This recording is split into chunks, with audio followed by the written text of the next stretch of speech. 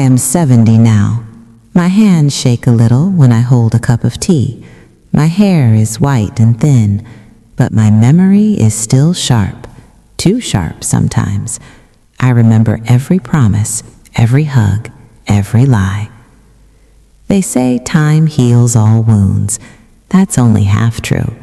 Time also reveals who people really are when the mask finally slips. This is my story, not a fairy tale, not a revenge fantasy, just the truth of one woman's life, how I gave everything to my only child, how he took it all and called me a burden, and how, in the end, I took myself back. My name is Margaret Ellis. I was born in 1955 in a small farming town in Ohio. Back then, the world felt simpler, or maybe I was just too young to see the cracks. My father worked the land until his back gave out. My mother kept the house, the garden, the chickens, and us 4 children in line with nothing but love and a wooden spoon. I was the oldest. That meant I learned early how to carry things, buckets of water, crying babies, my parents' worries. I wasn't pretty in the movie star way, but I had strong hands and a quick laugh. That was enough for Robert. Robert Ellis came home on leave in 1973. Tall, quiet, smelled like motor oil and cigarettes. He asked me to dance at the VFW hall on a Saturday night. I said yes, even though I didn't know the steps. We were married 6 months later in the Methodist church with peonies from my mother's garden. We rented a little house on Maple Street, 2 bedrooms, peeling paint, a yard big enough for a swing set someday. Robert worked at the auto parts factory. I took in sewing and baked pies for the diner on weekends. Every dollar that didn't go to rent or groceries went into a coffee can under the floorboard in the closet. We called it the Future Fund. In 1976, our future arrived screaming and red-faced. Jacob Robert Ellis, 8 pounds, 4 ounces. The nurse laid him on my chest, and I remember thinking, this is why I was born. I would have done anything for that boy. The years of giving. Jacob grew fast, loud, curious, always asking why. Why do birds fly south? Why does Dad come home tired? Why can't we have a bigger TV like the Millers? Robert and I never had much, but we made sure Jacob never felt poor. New sneakers every school year, a second-hand bike with shiny red paint. Summer camp one year, even though it meant I took extra sewing jobs until my fingers bled. When Jacob was 15, Robert started coughing. First, it was just a smoker's hack. Then it was blood. Lung cancer, stage 4. He was gone in 7 months. I was 42. Jacob was 16. The coffee can under the floorboard suddenly felt very small. I sold the house on Maple Street because I couldn't make the payments alone. We moved into a 2-bedroom apartment above a laundromat. I worked double shifts at the diner and kept sewing at night. Jacob helped when he could, washing dishes, mowing lawns, but mostly he was angry. Angry at the cancer, angry at God, angry at me for not being able to fix it. I understood. Grief makes teenagers mean sometimes.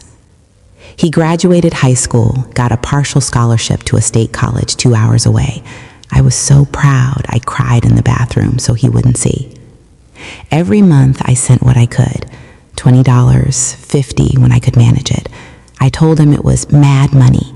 He never needed to know how many nights I ate toast and margarine so he could eat in the cafeteria. After college, he moved to Columbus, got a job in sales. Good money, nice suits, a girlfriend named Stephanie who wore heels and spoke in that bright, confident way some women do when they know they're pretty. They married in 2008. I made the cake myself, 3 tiers, vanilla with buttercream. I wore the same navy dress I'd worn to Robert's funeral. It still fit. I smiled in all the photos. I thought, he's happy. That's enough. It was the summer of 2015. I was 60. My knees hurt when it rained. My Social Security check covered rent and groceries and not much else. The coffee can, now a safe deposit box, held $20,000. Every penny I'd saved since Robert died. Every extra shift, every canceled dentist appointment, every winter coat I didn't buy. Jacob called on a Thursday. "Mom, we found a house." His voice was excited in a way I hadn't heard since he was little. It's perfect. 4 bedrooms, big yard, close to Stephanie's office. We can finally start a family. I smiled into the phone. That's wonderful, honey. There's just one problem, he said, quieter now. The down payment. We're short. I waited. $20,000, he said. If we had that, we could close next month. $20,000. My whole life in 4 numbers. I closed my eyes. I saw Robert's face the day Jacob was born. I saw myself at 42, crying in the laundromat stairwell after the funeral. I saw every double shift, every skipped meal. Okay, I said. Really? His voice cracked with relief. Mom, I swear we'll pay you back. Every month. We'll write it down, whatever you want. Just take care of yourselves, I said. That's all I want. I went to the bank the next morning. The teller knew me. She asked if I was sure. I told her it was for my son's house. She didn't argue. I handed Jacob the cashier's check at a diner halfway between our towns. He hugged me so tight my ribs hurt. Stephanie kissed my cheek and called me the best mom ever. I believed them. The slow unraveling. The first year wasn't terrible. They sent photos of the new house, white siding, black shutters, a porch swing. They invited me for Thanksgiving. I brought green bean casserole and store-bought rolls. Stephanie made turkey. Jacob carved it. We laughed. We took pictures. They never mentioned the money. I didn't ask. The second year, I had a small stroke. Nothing major, just enough to make my left hand shaky and my balance uncertain. The doctor said I should stop working. I was already on Social Security, but it wasn't enough for the medications and the physical therapy. I called Jacob. Things are a little tight, I said. I was wondering if maybe you could start paying back a little. Even $50 a month would help. Silence on the line. Then, Mom, we're stretched thin too. The mortgage is brutal, property taxes went up, Stephanie's car needs new tires, we're trying to save for a baby. I understand, I said. I didn't. The third year, they stopped inviting me for holidays. Too busy, Jacob said. Work's crazy. Christmas cards came with printed signatures. No handwritten note. No love, Jacob and Steph. I sent a check for $100 anyway. Baby present, I wrote on the memo line. They never acknowledged it. The fourth year, I fell and broke my hip. I called from the hospital. Jacob answered. Mom, I'm in a meeting. Can this wait? I'm in the ER, I said. I broke my hip. A long pause. Jesus, Mom. Okay, I'll call you back. He didn't. Stephanie texted 2 days later. So sorry to hear. Sending prayers. We're out of town this week, but let us know when you're home. I was in rehab for 6 weeks. I paid for it with what was left in savings after the hospital bills. When I finally came home, the apartment smelled like dust and loneliness. I called again. This time, Jacob answered on the fourth ring. Mom, look, I'm sorry. Things are really hard right now. I just need a little help, I said. Even $200 would buy groceries for a month. He laughed. Not a kind laugh. Mom, come on. You're on Social Security. You get more than most people. We're drowning here. You don't understand how expensive life is. I was quiet for a long time. Then I said very softly, I gave you $20,000, Jacob. You promised to pay it back. Another laugh, shorter this time. That was a gift, Mom. You said it yourself. You wanted us to have the house. I felt something shift inside my chest. Not anger yet, just clarity. I see, I said. I hung up. That night, I sat at my kitchen table with a shoebox full of papers. Every text message, every email, the bank transfer receipt, the cashier's check stub, a photo of Jacob hugging me the day I gave it to him, smiling like he meant it. I opened my laptop. I started reading. I read about promissory notes, about oral contracts, about statutes of limitations, about liens. I didn't sleep much that week. That night at the kitchen table, with the shoebox open and the laptop screen glowing blue on my face, I felt something I hadn't felt in years. Not just anger, purpose. I wasn't going to scream or cry on the phone. I wasn't going to beg. Jacob had made his choice. He saw me as an old woman who should just disappear quietly. Fine, but I wasn't going to disappear broke. I started small.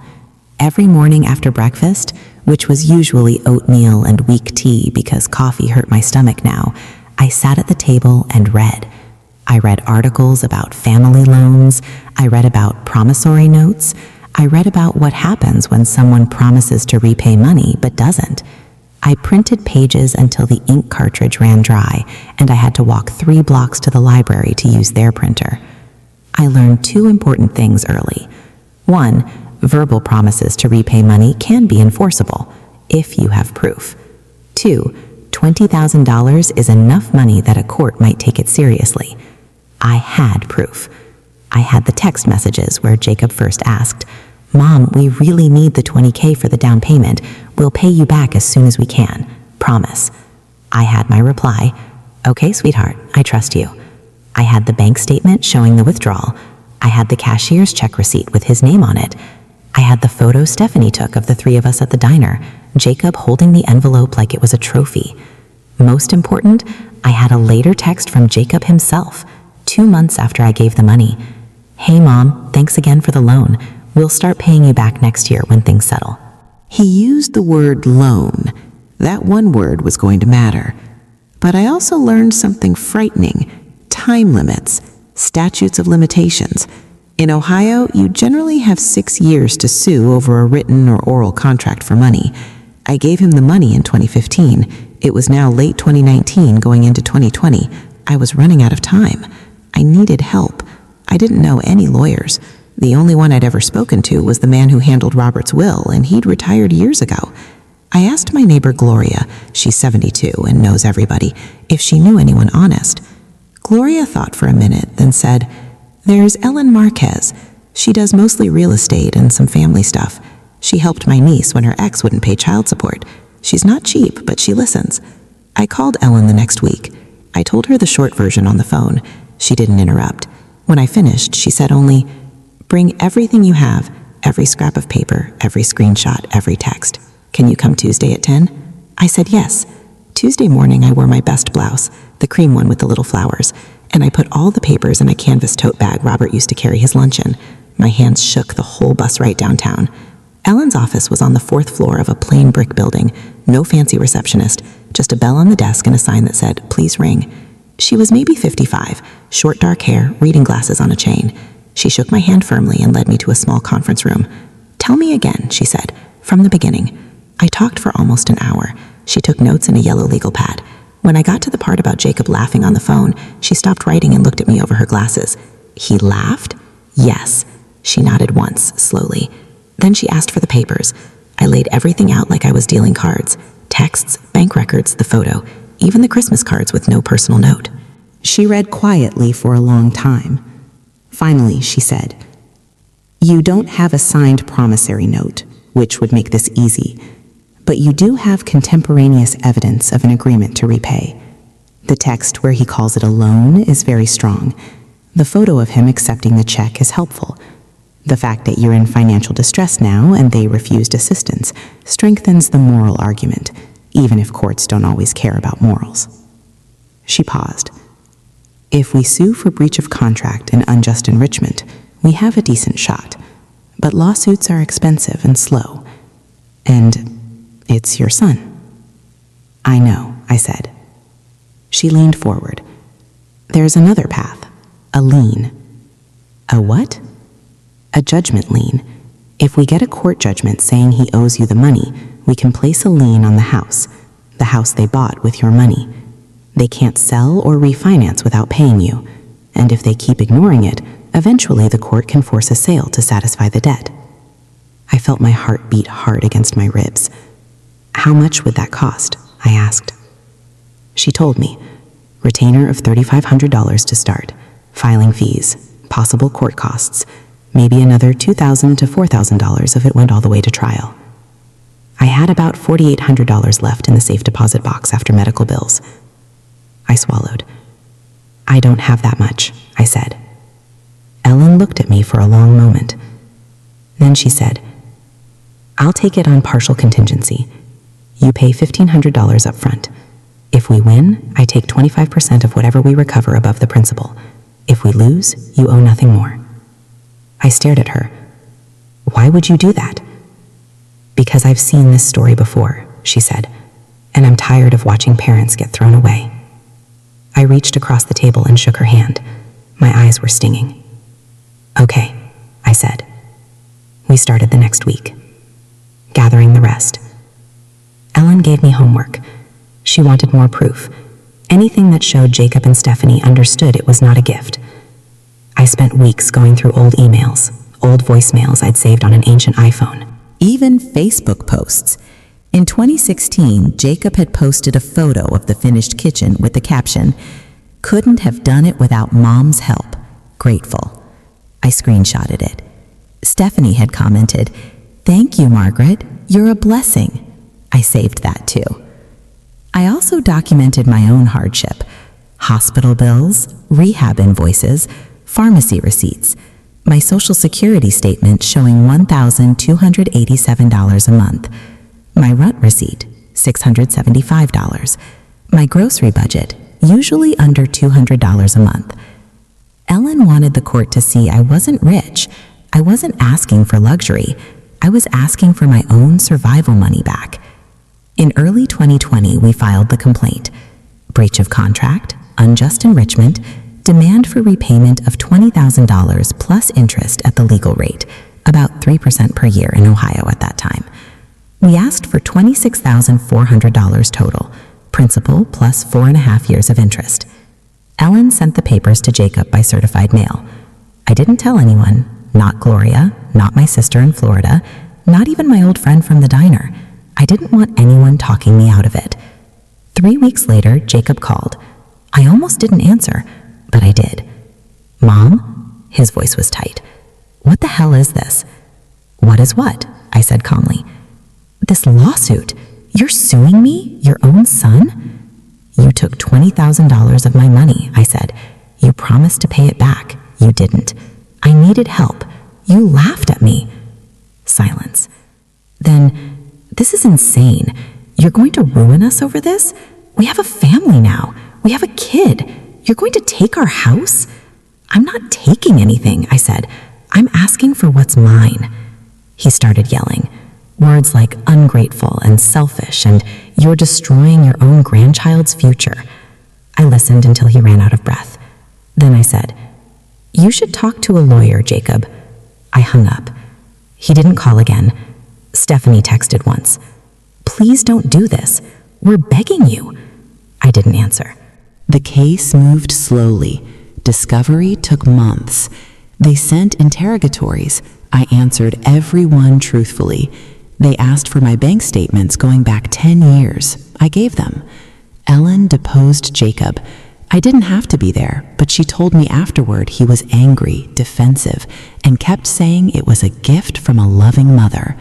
The judge didn't seem impressed. In late 2021, we went to mediation. They offered $5,000 to settle. Ellen laughed out loud in the room. We walked out. In spring 2022, the case finally went to a bench trial. No jury, just the judge. I wore the same cream blouse. I sat in the witness box and told the truth. I didn't cry. I didn't raise my voice. I just spoke. The judge asked Jacob why he never repaid anything. He said, "We thought it was a gift. She never asked until years later." The judge pointed at the text message projected on the screen. "You wrote the word loan here. Explain that." Jacob had no good answer. The judge ruled in my favor 3 weeks later. Judgment, $20,000 principal, plus $7,200 interest, plus court costs, equals $28,400 total.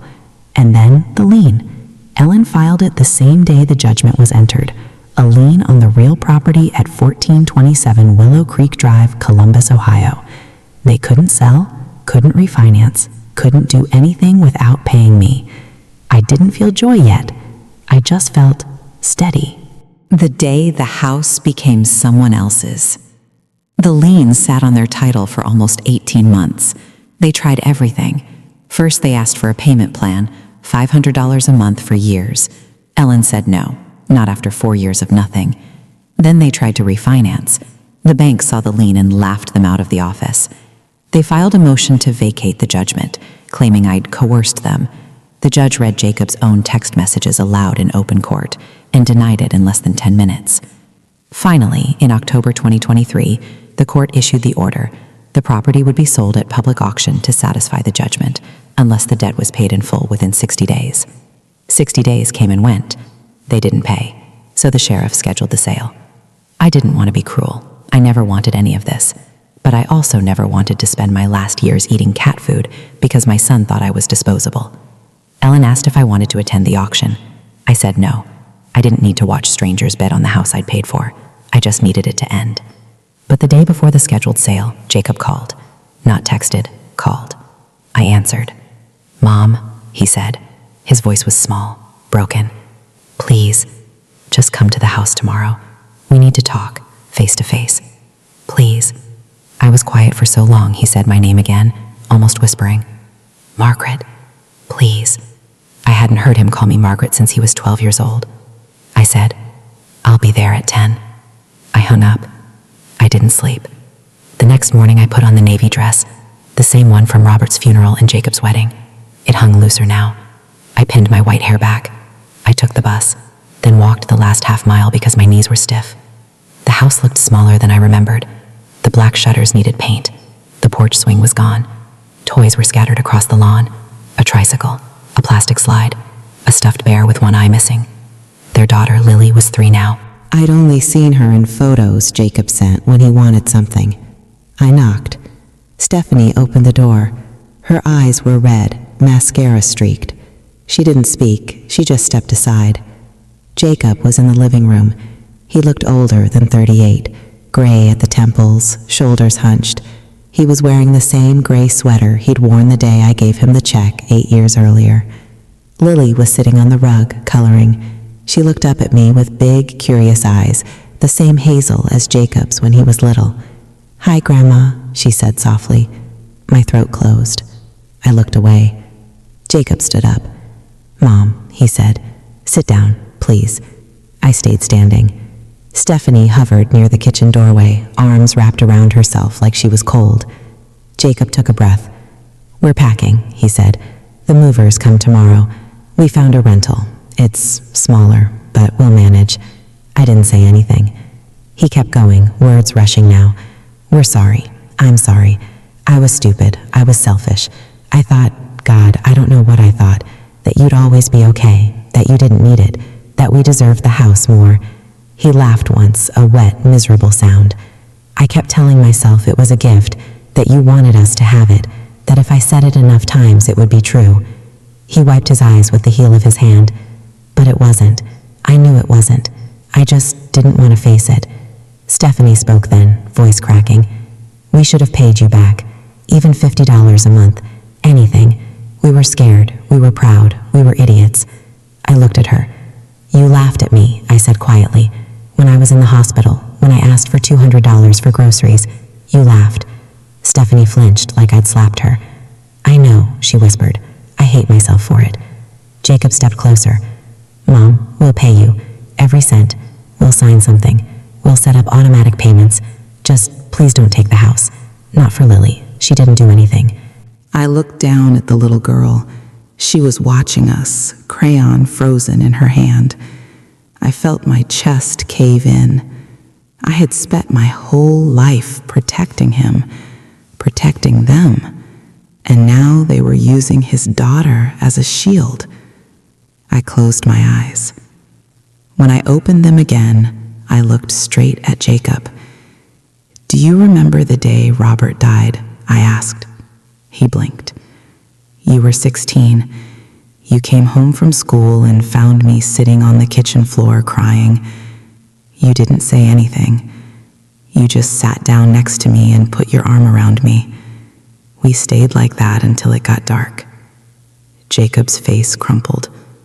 "I remember," he said. I promised myself that day, I went on, that I would never let you feel that alone, never let you feel abandoned. I worked until my hands bled. I ate bread and margarine so you could eat meat. I gave you every dream I had left.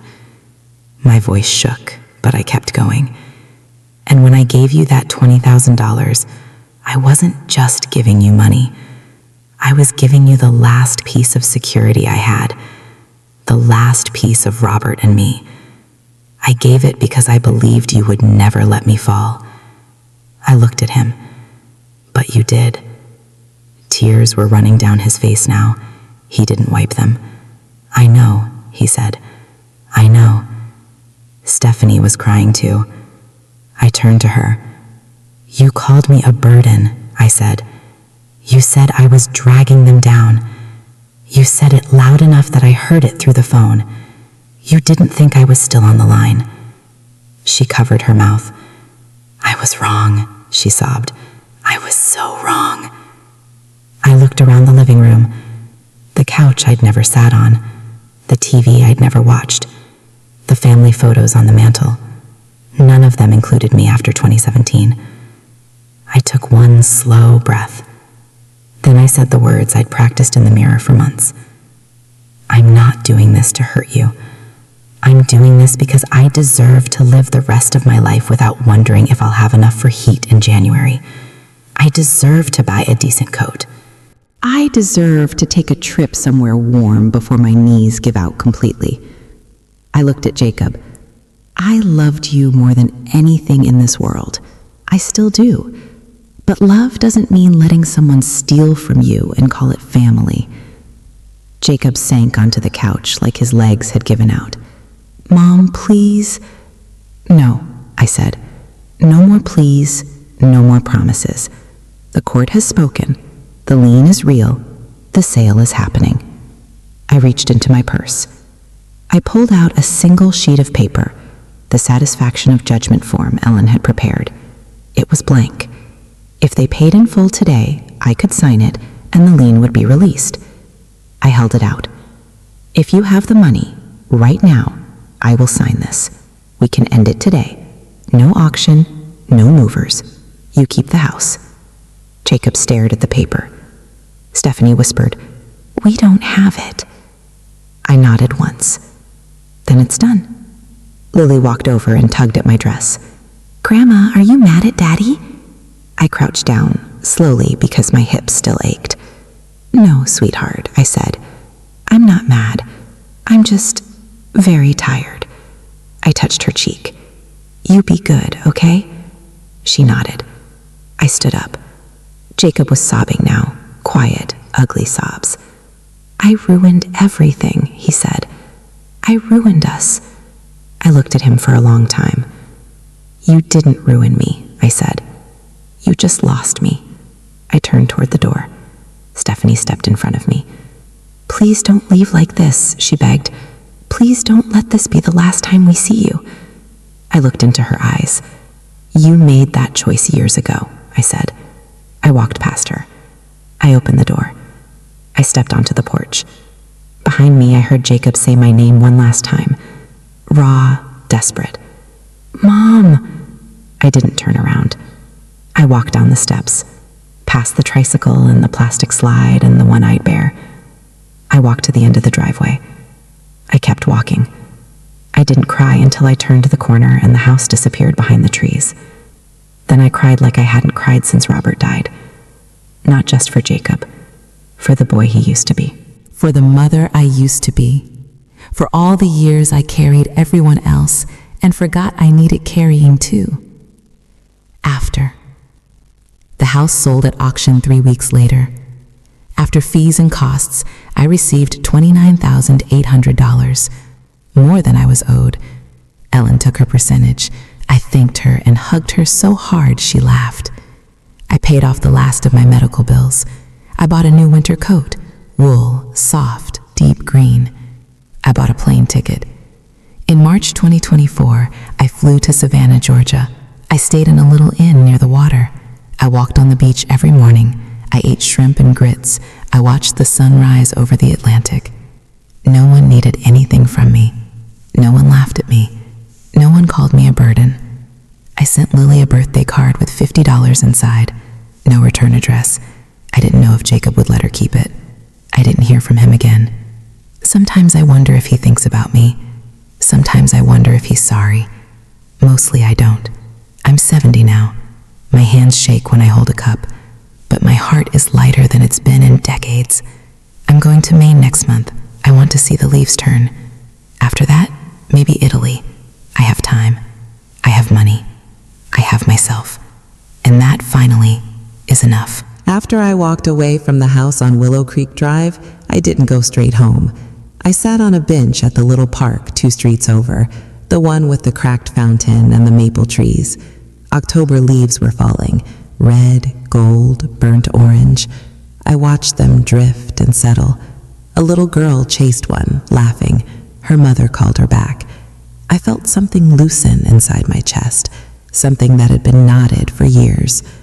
I cried again there, not loud, just steady tears that ran down my cheeks and dripped onto the lap of my navy dress. No one bothered me. No one asked if I was all right. Sometimes being invisible is a mercy. When the sun dropped low and the air turned cold, I took the bus home. The apartment smelled the same. Old coffee, faint lavender from the candle I burn when I'm lonely. I didn't turn on the lights. I sat in the dark and let the quiet hold me. The check came 3 weeks later. $29,800. I stared at the numbers for a long time. It wasn't riches. It was survival. It was dignity. It was the difference between wondering whether I could afford the heating bill in January and knowing I could. I did 3 things that week. First, I paid Ellen the rest of what I owed her. I wrote a note on the check memo line. Thank you for believing I was worth fighting for. Second, I opened a new savings account. Not a coffee can under the floorboards, a real one, with a debit card and online access. I put most of the money there and told myself, this stays with me. Third, I booked the flight to Savannah. I had never been anywhere warm in winter. Robert and I talked about it once. Florida, maybe the Keys. We never went. Life got in the way. Money got in the way. Then he was gone. I packed 1 small suitcase, a few dresses, my good walking shoes, the green wool coat I bought after the money came, and a photograph of Robert holding baby Jacob. I folded it inside a handkerchief so the edges wouldn't crease. The plane was small and loud. I sat by the window. When we took off, I watched Ohio shrink beneath me until it was just squares of brown and green stitched together with roads. I felt something lift, like a weight I'd carried so long I forgot it was there. Savannah was soft, warm air that smelled like salt and flowers, Spanish moss hanging from the oaks like old lace. I stayed in a little inn on Jones Street. The room had a balcony the size of a postage stamp and a rocking chair. Every morning I sat there with coffee and watched the world wake up. I walked miles every day, along River Street, through Forsyth Park, past the old cemeteries where the headstones leaned like tired people. My hip ached, but I kept going. Each step felt like proof I was still here. One afternoon, I sat on a bench near the water and ate shrimp and grits from a paper boat. A man played saxophone on the corner, slow, sad notes that made my throat tight. I closed my eyes and listened. For a moment, I was 30 again, dancing with Robert in the VFW hall, his hand warm on my waist.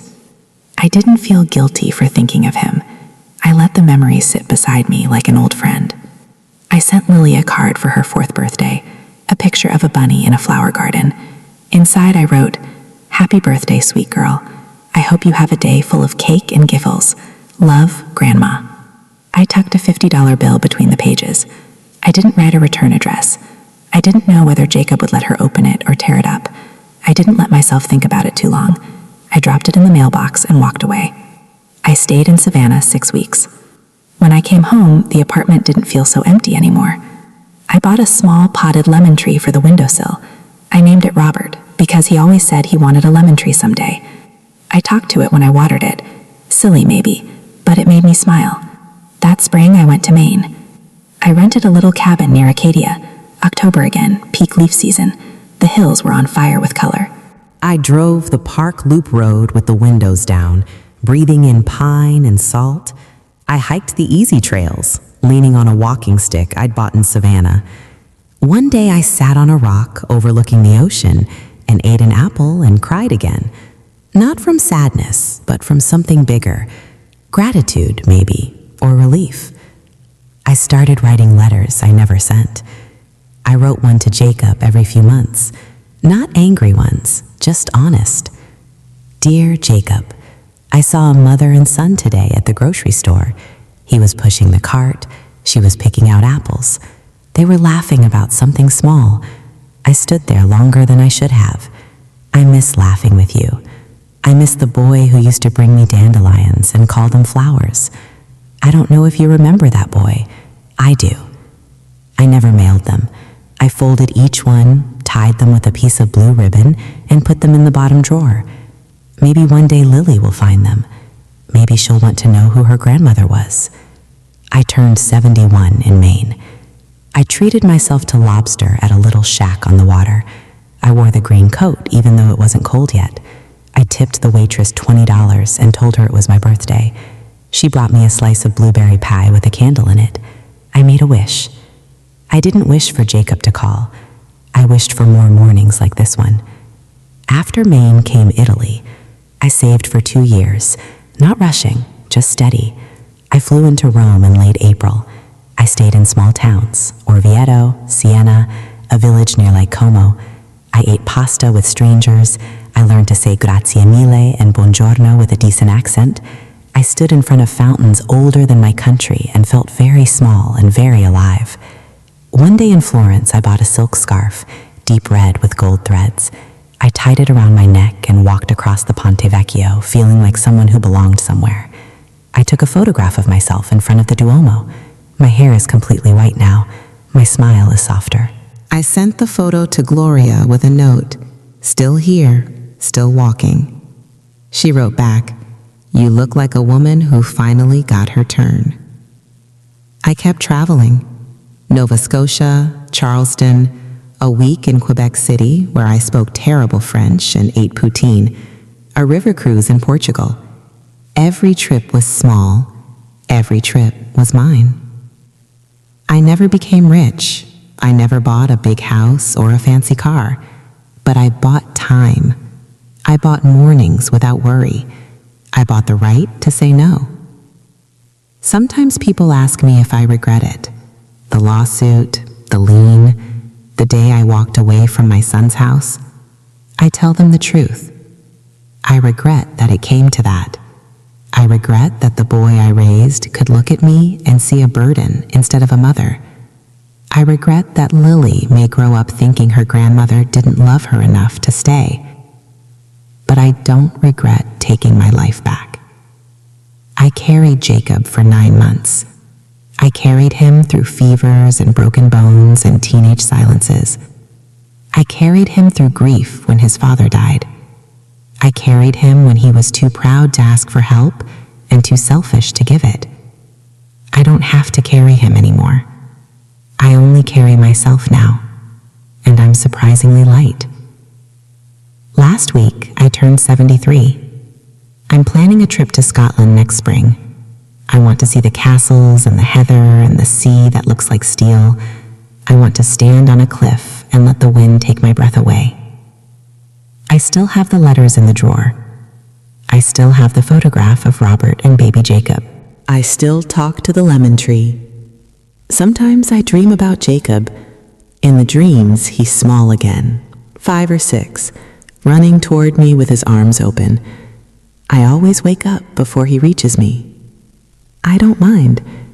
The boy in the dream is still mine. The man he became chose something else. And I chose me. That's the end of the story. Not because everything is perfect, not because the hurt disappeared, but because I finally stopped waiting for someone else to write the ending. I'm writing it now. One quiet, ordinary, beautiful day at a time. And it's enough.